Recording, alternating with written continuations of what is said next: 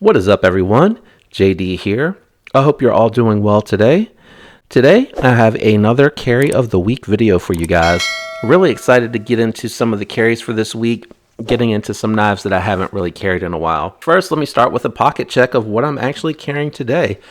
Today, I'm actually carrying my Spyderco Smock with this is the Blade HQ exclusive, and this has the M4 blade steel on it. This one is the coated version because they also have an uncoated version. Really love this knife. A whole lot of fun to fidget with. Really good action when you're not fumbling underneath of the camera. I'm trying not to hit the tripod. When I am in the right position, it is very snappy. Whole lot of fun to use. Outstanding ergonomics. It is an 8-inch knife. Highly recommend checking these out, even if you got to get on a waiting list. Just something really cool from Spyderco that's a little bit different from some of their other normal knives that you see, like their Paramilitary 2, Para 3, Tenacious, etc.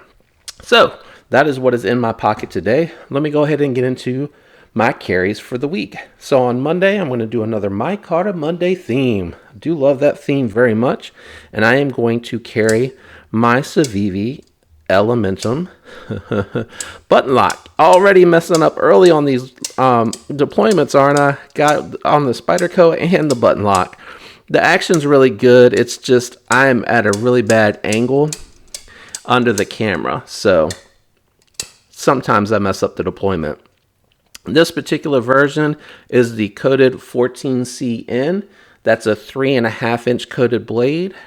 It has a little bit of that worn, tumbled look onto it. You can see a little bit of the scarring where I use it to get into some boxes and things of that nature. It has 3.5-inch. Oh, there's a little bit of lint on my pocket clip there. Oh well. 3.5-inch micarta scales on either side of the steel liners, and it also has the micarta back spacer with the hidden lanyard hole. Reversible tip up only. Really love this knife.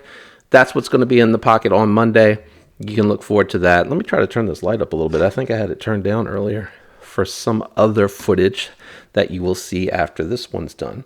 But I am going to be carrying the CRKT Pilar. This is the D2 variant. Has a 3-inch coated D2 blade.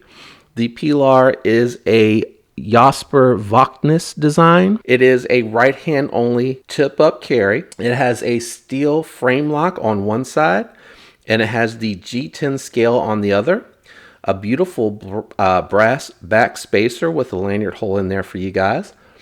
I don't think I mentioned that the length on the knife, 4.25 inches on the actual handles, and the overall length is 7.25 inches. Fits pretty good in the standard position. It's about 3.25 fingers for me to get on there, but it has a really nice finger choil here where you feel none of the sharpness for the blade itself to get into a good working position. So you can use this in either way. It is on bearings, has outstanding action, and it is very fidgetable with that thumb hole. That thumb hole works from either position, has a really cool sound to it as well. Oop. Check this out.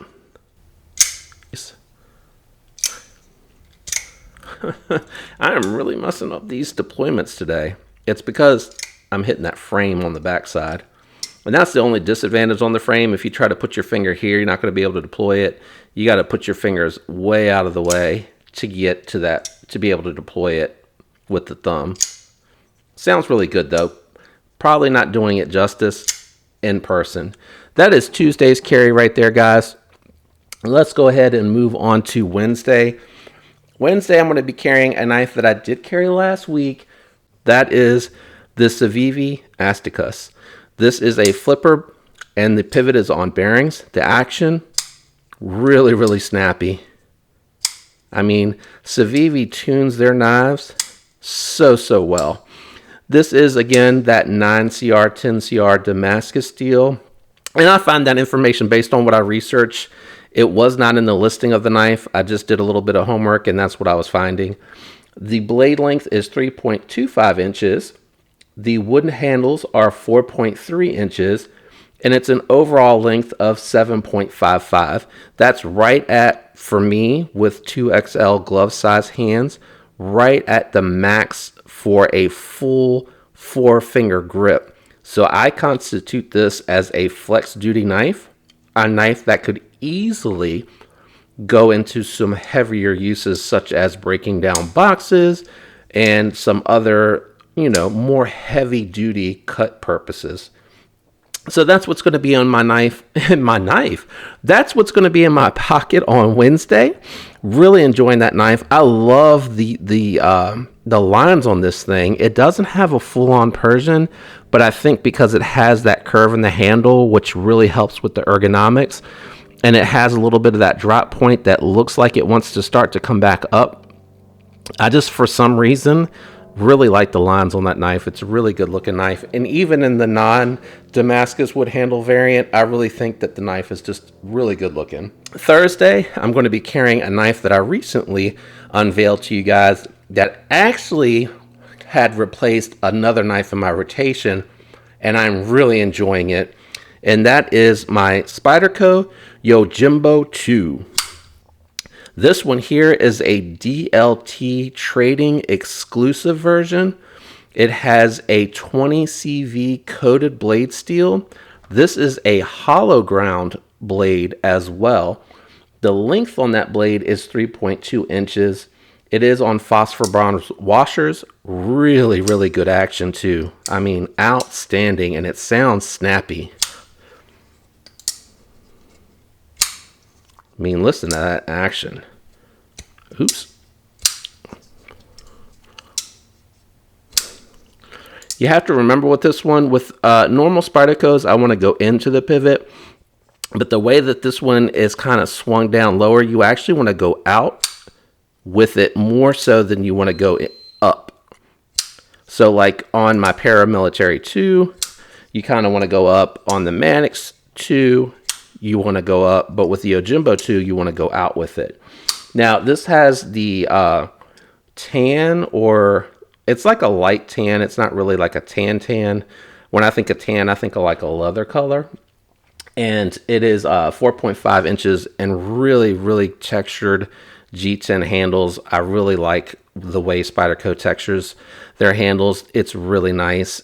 And the ergonomics are so good on this. Just a little bit left hanging out in the back, which is probably good because it's a really tiny little piece back there. And I think that's just more so to grip onto something when you're pulling it out of the pocket. But I really do love the ergonomics on this. When you're moving it around in the hand, choking up, it just has so many good positions for you to put your hand into, which is why it did replace the Para 3 in my rotation entirely. Like my Para 3, I let it go. Those funds are going towards other knives.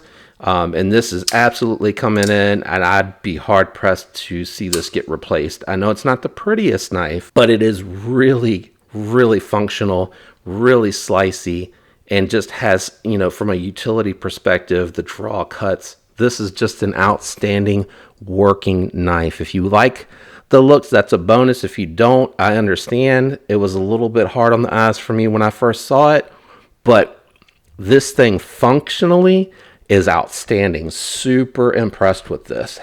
Now, Friday, let's go ahead and close out the week with the Benchmad Bugout. This particular version is the base model version with the S30V blade steel.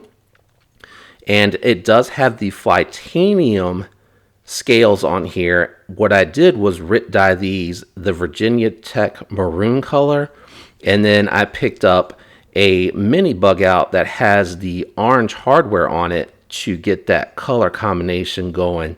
I think it looks really good.